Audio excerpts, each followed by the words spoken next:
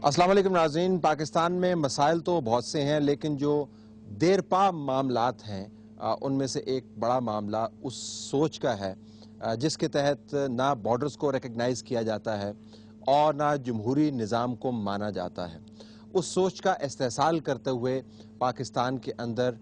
एक जगह पर नहीं 20 जगह पर खलफशार पनप रहा है। पाकिस्तान ने अपनी पॉलिसी को तब्दील करने की कोशिश की है। बाज़ जगह पर हमें ये कोशिश कमज़ोर नज़र आती है, बाज़ जगह पर हमें ये कोशिश बड़ी कवी नज़र आती है, लेकिन वो माइंड सेट अपनी जगह पर मौजूद है जो समझता है कि हमारी मजहबी तशरीह के अलावा पाकिस्तान के अंदर कोई तशरीह ना कारगर हो सकती है और ना इसके अलावा मुल्क को सही तरीके से चलाया जा सकता है। और मुल्क को चलाने के लिए भी दूसरों की सरजमीन इस्तेमाल करके आप पाकिस्तान की बागडोर संभाल सकते हैं। सवात के अंदर जब इंसर्जेंसी सामने आई तो मामला सिर्फ नज़रियाती बुनियादों पर कायम होने वाली एक तहरीक को डिस्प्लेस करने का नहीं था, मामला उस माइंडसेट को तब्दील करने का भी था। जब मिलिट्रीज ऑपरेट करती हैं तो अमूमन नज़रियाती बुनियादों के ऊपर वो रिएक्ट नहीं करती, उनके सामने एक टारगेट होता है, उस टारगेट को वो अचीव करती हैं। सवात की एक सक्सेस स्टोरी रही है, लेकिन ये सक्सेस स्टोरी आहिस्ता आहिस्ता मांद पड़ती चली गई। सवात में जितना काम हुआ है वो यकीनन ज़ाहरन आपको कामयाबी की निशानदही करता है और बड़ी कामयाबी है भी, लेकिन हकीकतन उसको एक बेहतरीन और हतमी कामयाब कहानी में तब्दील करने के लिए जो कोशिश दरकार है उसमें अभी भी 3 बड़े चैलेंजेस मौजूद हैं। सबसे बड़ा चैलेंज ये है कि उस माइंडसेट को किस तरीके से तब्दील किया जाए जो खौफ की बुनियाद के ऊपर, जो गलत तबलीग की बुनियाद के ऊपर, जो गलत तशरीह की बुनियाद के ऊपर रियासत और उसके इदारों को डिस्ट्रॉय करने पर ख़ुद को मामूर कर लेता है। दूसरा बड़ा चैलेंज सवात के हवाले से हमारे जो सामने है कि वो तमाम लोग जो मुख्तलिफ मुकदमात के अंदर पकड़े गए, उन लोगों को मेकशिफ्ट जेलों के अंदर तो रखा गया है, लेकिन उनके ऊपर मुकदमात नहीं बनाए गए। अगर हमने एक ऐसा मुआशरा कायम करना है जिसके अंदर लिबरल वैल्यूज़ पनपें, वो लिबरल वैल्यूज़ जो आफाकी हैं, जिनका ताल्लुक़ किसी ख़ास ख़ित्ते या कल्चर से नहीं है, तो हमें कानून के मुताबिक मुल्ज़मान से और मुजरमान से डील करने की ज़रूरत है। सवात के अंदर बहुत बड़ी तादाद में लोग पकड़े गए, उनके ऊपर मुकदमात कितने बने, वो मुकदमात कितने कामयाब साबित हुए, और उसके साथ साथ जो कानूनी तरीक़ाकार है उसके अंदर वो क्या सुकम है कि अभी तक जो हाई प्रोसिक्यूशन रेट लोग तवक्को कर रहे थे कि लोग पकड़े जाएंगे, उसके बाद उनके ख़िलाफ़ शहादतें सामने आएंगी, अदालत में उनके ऊपर मुकदमे चलेंगे और उनके जुर्म के मुताबिक उनको जेल में भेज दिया जाएगा या जो भी करार वाक़ई सज़ा दी जाए। ये बहुत बड़ा मामला है जो छुछुंदर की तरह सवात की सक्सेस की स्टोरी के गले के अंदर अटका हुआ है। इसको रिजॉल्व करने की ज़रूरत है। और फिर उससे भी बड़ा मामला जो सब मामलों को एक छोटे मामले में तब्दील कर देता है, वो ये कि जब मिलिट्री सक्सेस आपने कर ली, लोगों को कामयाबी का यकीन दिलवा दिया, तो उसके बाद आपको हकीकत में इस इलाके को डेवलप करने की ज़रूरत है। एक मॉडल रियासत के एक मॉडल हिस्से में तब्दील करने की ज़रूरत है। उसके अंदर कितनी कामयाबी हुई, सिविलियंस को हकीकत में कितनी ताकत ट्रांसफ़र हुई और सिविलियंस को जितनी ताकत ट्रांसफ़र हुई, सिविलियंस ने उसके साथ क्या किया। मिलिट्रीज़ किसी भी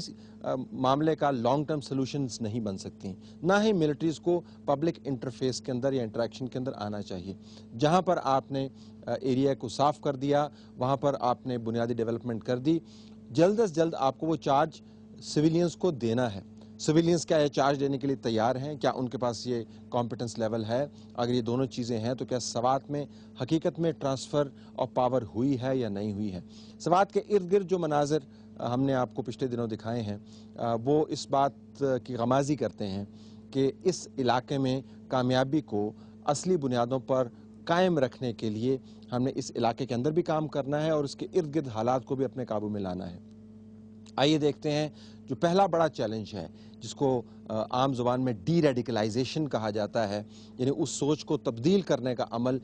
जिसके तहत लोग रियासत और उसके इदारों के ख़िलाफ़ ख़ुद को मामूर कर लेते हैं, दूसरों के हकूक़ को ग़स्ब कर लेते हैं और ख़ुद को उनके ऊपर हावी करने की कोशिश करते हैं, वो किस हद तक आगे बढ़ा है। उसके बाद बाकी 2 चैलेंजेस की भी बात करेंगे। पाकिस्तान के दूसरे हिस्सों की तरह सवात के लोगों के जहन एक मंसूबे के तहत तब्दील किए गए। ان کو اس نہج پر لے جایا گیا کہ جہاں پر یا تو وہ خوف کے غلام بن گئے اور یا پھر ظلم کے ساتھی۔ اس طریقہ کار کی کامیابی طالبان کی اٹھان کی صورت میں ہم سب نے دیکھی۔ اس اٹھان کو ختم کرنے کے بعد ظاہر ہے ریاست اور حکومت نے کوئی نہ کوئی ایسا بندوبست کرنا تھا جس کے ذریعے ان اذہان کی تبدیلی کا کوئی رستہ اختیار کیا جائے۔ ہم نے قومی لیول کے اوپر کوئی بہت بڑی پالیسی نہیں دیکھی، حتیٰ کہ صوبائی لیول کے اوپر بھی آپ کو ذہنوں کو دوبارہ سے نارمل کرنے کی پالیسی کا اجرا ہوتا ہوا نظر نہیں آئے گا۔ سوات کے اندر ایک انیشیٹو لیا گیا، بنیاد پرستی کی طرف رجوع کرنے والے وہ لوگ جو بہت گھناؤنے جرائم کے اندر ملوث نہیں ہیں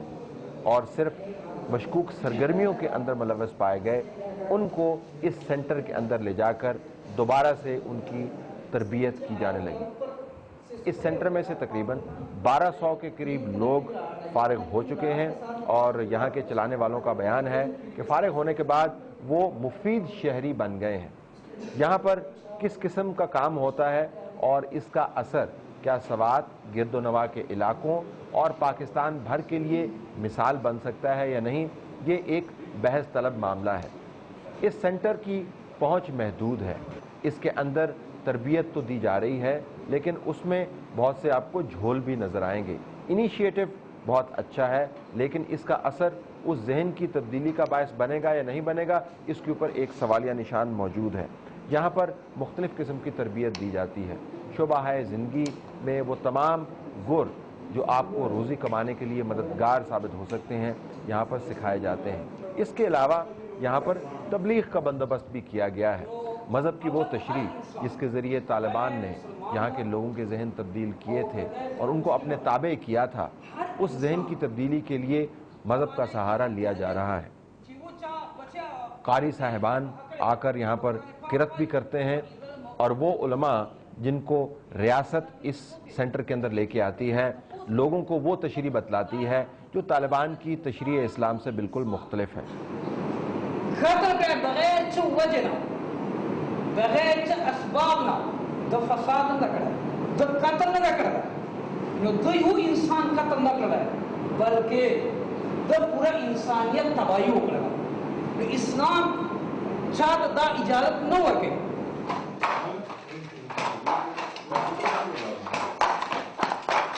یہاں پر کوئی لکڑی کا کام سیکھ رہا ہے اور کوئی دریاں بنانے کا، کوئی جوتے گانٹنے کا کام کر رہا ہے اور کوئی تسبیحوں کے موتی پرو رہا ہے۔ اگر یہاں پر موجود لوگوں سے آپ بات کریں تو آپ کو احساس ہوگا کہ وہ اس کنٹرولڈ ماحول کے اندر ظاہر ہے کھلے دل سے بات کرنے سے کترا رہے ہیں، لیکن پھر بھی ماحول خود بتاتا ہے کہ اس میں وہ اتنے ناخوش بھی نہیں ہوں گے۔ اس ادارے میں تو ہمیں بہت سی سہولیات دی گئی ہے، تقریباً جتنے بھی ہمارے علاقے کے نوجوان ہیں سارے اکثر تعلیم کے بغیر رہ چکے ہیں نا، تعلیم ان کا مکمل نہیں ہے یا ہنر کے بغیر ہے، تو ادھر ان کو ہنر سکھایا جاتا ہے۔ کمپیوٹر کلاسز ہے، ایگریکلچر ہے، بی فارمنگ ہے، کارپینٹر ہے، یہ کڑی کا کام ہے، جتنے بھی کام ہے ادھر سکھائے جاتے ہیں تاکہ مستقبل میں ان کے کام آ سکے، فیوچر میں ان کو کوئی مشکل نہ ہو۔ انشاءاللہ باہر جا کے ہر شکل میں جس شکل میں بھی ہم اپنی قوم کی خدمت کریں گے، اپنے جتنے بھی غیر تعلیم یافتہ نوجوان ہیں ان کو پڑھائیں گے، ان کو سکھائیں گے جتنا بھی ہم سے ہو سکا، اپنے جتنا علم ہم نے سیکھا ہے، جتنا پڑھا ہے ادھر یا سیکھا ہے وہ ان کو ٹرانسفر کریں گے۔ ہم جب ادھر آئے تو ہمارا آدھا مہینہ ہو گیا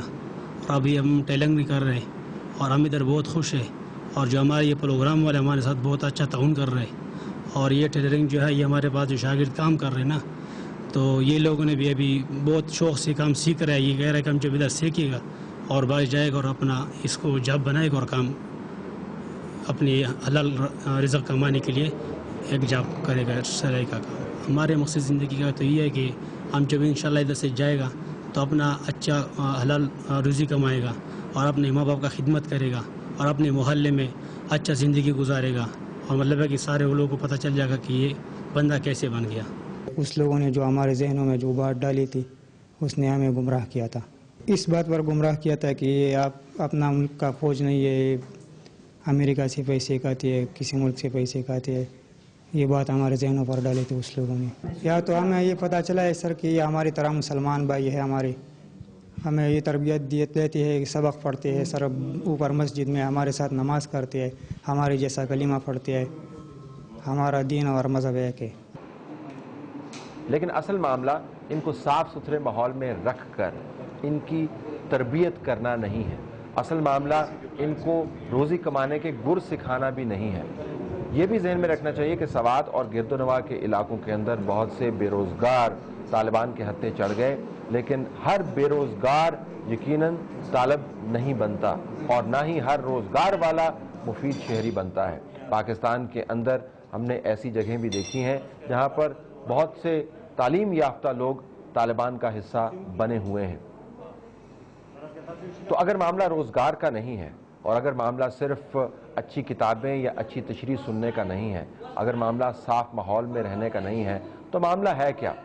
معاملہ جناب اس ماحول کا ہے جو اس ادارے سے باہر جا کر ان لوگوں کو ملے گا۔ یہاں پر تو ان کو نہ کھانے کی فکر ہے اور نہ کپڑوں کی،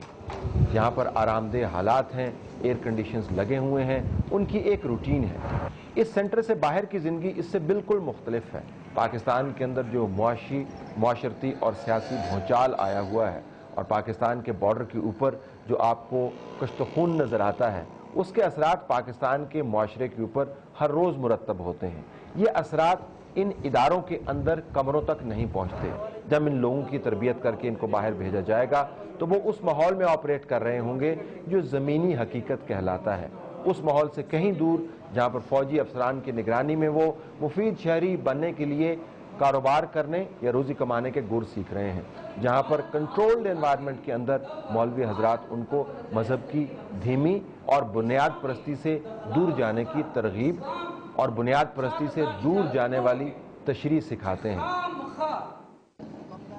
سوات اور گرد و نواح کے علاقوں کا ماحول ان اداروں کے ماحول سے بالکل مختلف ہے۔ اصل مسئلہ اداروں میں لوگوں کی ذہنی تربیت کرنے کا نہیں ہے، اصل مسئلہ اس ماحول کو تبدیل کرنے کا ہے جس میں ان لوگوں نے واپس جانا ہے۔